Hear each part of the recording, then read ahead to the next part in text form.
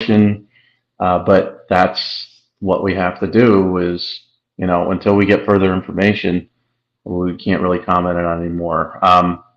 So I would say the promotion is working, and sometimes it's a slow turtle-like move. myfootballcamps.com/D1, and that's for the high school. And it's myfootballcamps.com/transfer portal, I believe it is. Transfer portal. D1 hyphen transfer right below Oh, it. D1 hyphen transfer portal. Yeah. And the reason I say this, we've had some guys like Carson Kruger find their FCS home. We've had some guys see additional Power Five interest, um, throughout this process. We've had some younger guys, 2024, 2025, 2026s, get more interest because of the promotional program. And what it is, it's we will socially promote you through our social media channels, and all the coaches are on there. And any coach that wasn't following me or the portal feed before this massive nightmare that happened last week with the portal, they're following now, and they're going to see your stuff. And we've always talked about how it's like the first time it's like, who's this? Second time it's like, who's this? The third time it's like, okay, who's this? I got to look. And then the fourth and fifth time, that's where it starts to get serious. So our buddy Sam Hartman, who was honestly throughout all of our clients, for me, was not a success initially. He came to us when he was in the state of Texas. He's an offensive lineman, could play D line as well, 6'5", 290, really strong kid. But it was like he came to us with some D2 interest. And I'm like, okay, based on the film, we're going to get this kid at least some FCS interest.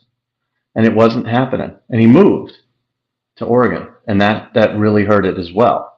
And I was puzzled by it. Not that I think he's, a Power Five, starter or a 4-star recruiter or anything like that, but I thought there would be more interest. So then we started talking last week, he and I, about JUCOs and preps. What if he wanted to take another year and continue this process? And he got a JUCO offer from, I believe, Navarro, which is a great JUCO, and it was like most of his stuff was covered. And he got official D2 offers, Yep. but he got what he wanted last week, which was a preferred walk-on offer from Oregon State, a program he loves, a physical program. Kids like him are perfect for it because this is a program that doesn't recruit 4- and 5-star kids. This is a program with Jonathan Smith, who just got a huge extension, as he should. They recruit grinders and hard workers and guys that are overachievers. So now he gets to go there. He gets to, he'll work scout team. He'll work as a preferred walk-on. He'll try to work his way into the depth chart. But worst case scenario for him now, he gets experience there and he falls back to FCS. And you had mentioned off air, Portland State should have offered this kid, and they should have, Yeah. no doubt. And now I think the worst case scenario is if he doesn't work out at Oregon State, he can get that Portland State offer or something similar at an FCS level. So that's a success story, but this one was like, this took a long time. You remember he was one of our guys in the summer. He was one of our first guys, definitely. Yeah. I think the lesson too on this is for the high school recruits, which is very different than the transfer portal recruits. For the high school recruits, it's a persistent, consistent process. And those are the two kind of words I would think: persistent and consistent, meaning the way recruiting is going, because the transfer portal is an immediate thing for the guys in college and they have to like make decisions quick on guys, and the guys who are left back might need help. And that's why we're here to help from that standpoint. But that's all a fast process. Because they have to focus on that and the immediacy of it, the high school football recruiting is more of a grind process. Obviously, the guys who are mega stars, that's a different deal. But even the guys that are Division One or borderline Division One FCS, it's still going to be a grind process. And I have a kid that plays for me and our Boardwalk Beach 707 club, the New Jersey Player of the Year, Michael Ford. I don't know if you've heard of him, but he's the New Jersey Player of the Year this year, 2024. And he was great like all spring, and he was a great player as a sophomore last year. But he only had West Virginia and Maryland offers at the time. Now he's the New Jersey Player of the Year. He rushed for from quarterback, rushed for like 2,500 yards, threw for like 1,500. He's an athlete guy, could play a lot of different positions. He's 6'1", 215, and fast. And now he picked up 2 more offers. He's going to be 20 offer guy. I mean, he's New Jersey Player of the Year. Very rarely he's the number 1 player in New Jersey. Not a 20 offer guy, but he's a 20 offer guy, and he's got all the measurables. And he's going to explode. But a guy like him, as he's literally the New Jersey Player of the Year, it's been a process for him that he's had to go through. So a guy who's probably going to end up with 10 to 20 offers, who's a 2024, still had to go through a process. And the lesson on that is, unless you are automatically slam dunk immediately, meaning you're 6'5" and you're 210, and you're a receiver where they could physically see the tools right away. Those guys pick up offers. Your even Division I players are going to have to go through a little bit of a process, and that's because the world has changed in recruiting. There is the balance of the transfer portal. They're going to offer guys during this December time period, see what happens there.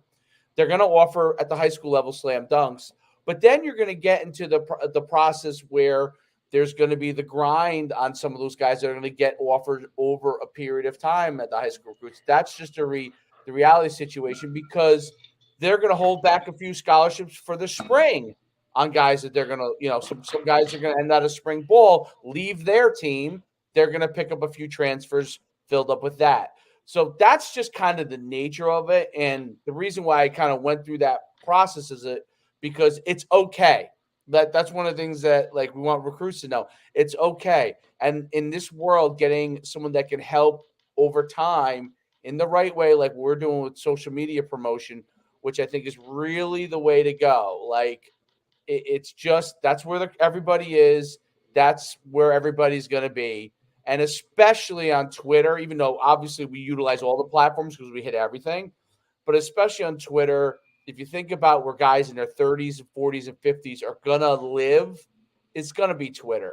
You're not going to have 50-year-old guys checking Instagram constantly. They'll have the grad assistants doing that, but Twitter really helps a tremendous amount because those videos get out there and they all follow us on there. It's funny about Instagram, though.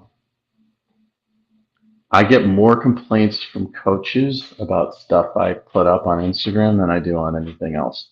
That's interesting. Really? Why? I know, because it's a younger person's demographic. I mean, it's, it's 15 to 25. Yeah. So when I put something on Instagram, I feel kind of safe sometimes because I'm like, there's no way a 50-something-year-old head football coach is going to see this. And then all of a sudden, and I don't think, to your point, I don't think they're on Instagram, but I think someone is. Their GAs are, and then they'll see it, and then I'll get a screen grab of what I put up, and then a complaint, why'd you do this? Thought we were boys, thought we were friends. I'm like, we're not friends. If we were friends, you would have hired me or given me some of your millions of dollars, Mister. Just got a $10 million freaking contract. If we were boys, we'd be hanging out. And I'm a media member. I speak what I speak, and you're a coach, and you have to deal with the good and bad of that. So it is funny because Instagram is one of those things where it's monitored very closely. I don't think TikTok is as much yet. It will. Yeah. TikTok is more. You could certainly get a video to get a lot of attention on TikTok, go viral on TikTok, then be pulled from TikTok to Instagram or to Facebook or to Twitter. Correct. And so that's why TikTok's important. And you have a ton of followers on TikTok, and we do that because, that's where you can go viral more so than Instagram or Twitter. But Twitter is definitely, it's our sweet spot.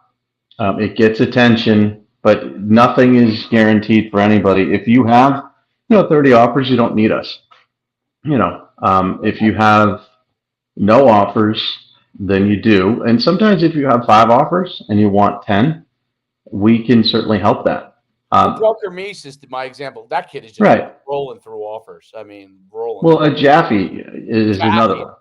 Yeah. So, those guys, came to us and they already had their secure full scholarships offers and they wanted more. or sometimes they want to increase their notoriety in the recruiting world. Rankings are often important to um, kids, and to parents and stuff like that. And they want to raise the attention of their son who's, getting 5 offers, but they feel it should be a 30 offer. So that's good for them as well. And then there's the opposite, which is, the guys who have no offers, no interest. If this program were, available last year at this time, which it wasn't, and Sam Hartman came to us last year at this time, and he couldn't have. But if he did, I think we'd be talking about an even better situation for him. But the fact that he went from nobody had ever heard of this guy, ever. I'd never heard of him. When his order came through, I had to research him, look him up, see who he was, what he did. Nobody knew about him, and he's a 2023 that we got in the summer, which is late. For him to land at a Power 5 school and fulfill that dream is awesome. So he's a success. There's no doubt about it. Absolutely. And it's amazing. One by one, right? You got Kruger, if we point to like immediate success stories that actually have tangible stuff, right? You got Kruger, you got Hartman out, you have obviously Parker Meese and Jaffe, right? You have he wants more, but I already see Ronner is starting to get a lot of attention. I think he deserves more attention. It's always a little tougher in a place like Nebraska just because of its location, but he's starting to, like, I see the people are inviting on campus, I mentioned this. Like, he just has to go through that process. I mean, that's just, to me, it's a painful process, right. And he's talented enough, and he will get the attention needed. And it's great that he came to us early, and that's what he should do. And now he's on the radar.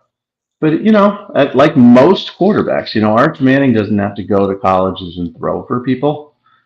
But most quarterbacks, and I'm talking about most quarterbacks that are in the NFL now, that are starters, had to go and throw for people. Justin Herbert was on last night. Amazing talent. He had to go throw for people to get his offers, and he didn't have a ton of them, and he ended up at Oregon, and now he's a starter in the NFL, blah, blah, blah. But you have to go and throw. And so that's what's going to happen this spring for Carson Rauner. A good season, statistically, not as good as he would like because it's not as much of a passing offense, and he was out of the game quite a bit when they got ahead. But that doesn't matter. He's got the foundation now, and he's going to go out in the spring to the camps. He's going to hit the camp circuit, and then he's going to do the summer camps, and he's going to, throw for people, and he's going to be fine. But you can sense how frustrating the process is for parents, because it's not an easy process. You need a lot of patience.